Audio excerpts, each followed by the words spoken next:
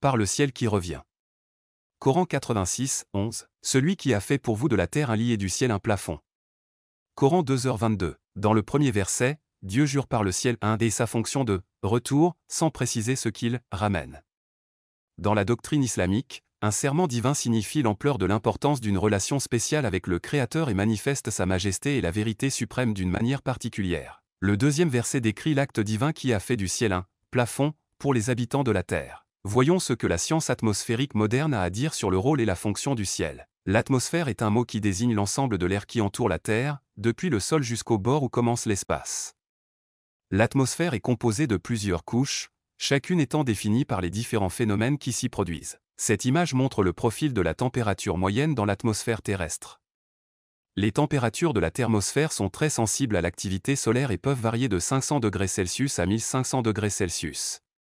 Source: Windows to the Universe, Windows to the Universe, http://www.windows.ucar.edu, University Corporation for Atmospheric Research, UCAR. Copyright 1995-1999, 2000 The Regents of the University of Michigan, copyright 2000-04 University Corporation for Atmospheric Research. La pluie, par exemple, est renvoyée vers la Terre par les nuages dans l'atmosphère.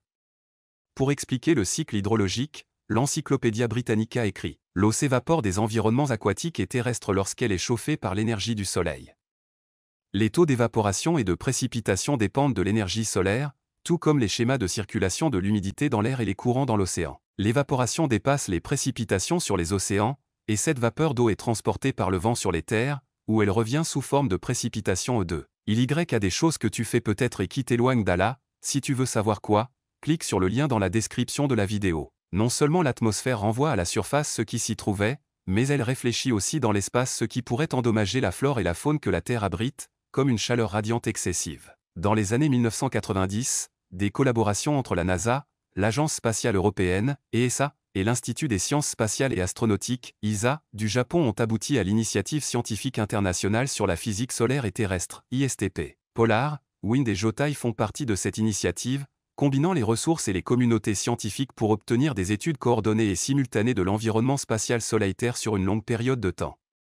Ils expliquent très bien comment l'atmosphère renvoie la chaleur solaire vers l'espace. 3. En plus de renvoyer la pluie, la chaleur et les ondes radio, l'atmosphère nous protège comme un plafond au-dessus de nos têtes en filtrant les rayons cosmiques mortels, les puissants rayonnements ultraviolets, UV, du Soleil et même les météorites qui entrent en collision avec la Terre. 4. La Pennsylvania State Public Broadcasting nous explique « La lumière du Soleil que nous pouvons voir représente un groupe de longueurs d'onde, la lumière visible.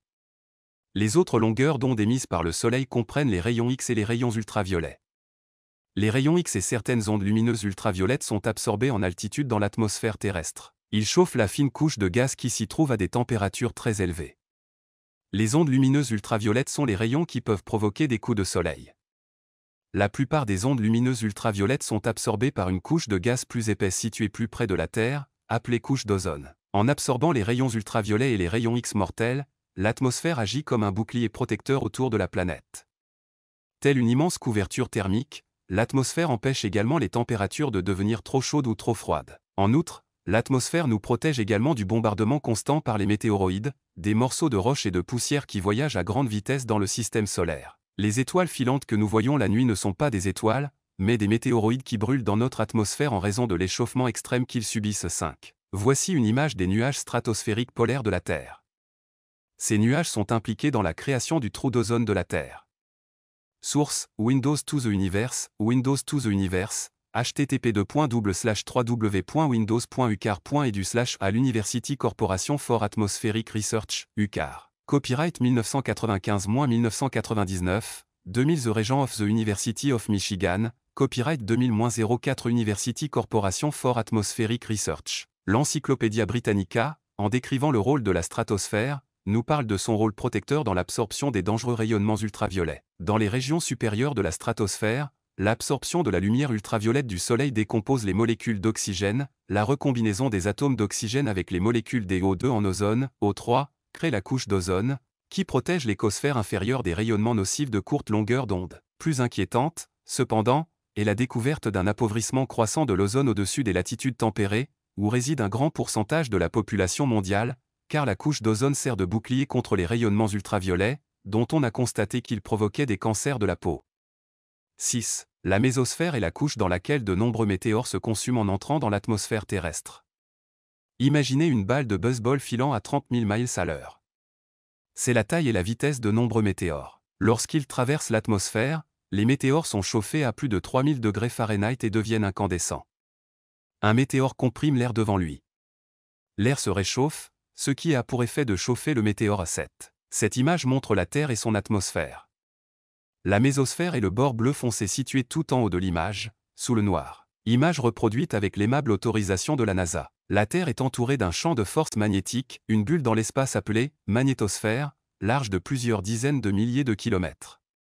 La magnétosphère agit comme un bouclier qui nous protège des tempêtes solaires. Cependant, selon de nouvelles observations effectuées par la sonde image de la NASA et les satellites cluster de la NASA et de l'Agence spatiale européenne, d'immenses fissures se forment parfois dans la magnétosphère terrestre et restent ouvertes pendant des heures. Cela permet au vent solaire de s'engouffrer et de provoquer des tempêtes dans l'espace. Heureusement, ces fissures n'exposent pas la surface de la Terre au vent solaire.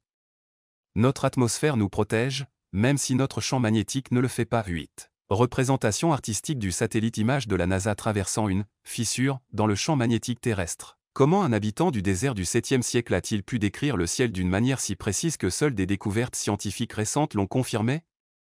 Le seul moyen est qu'il ait reçu une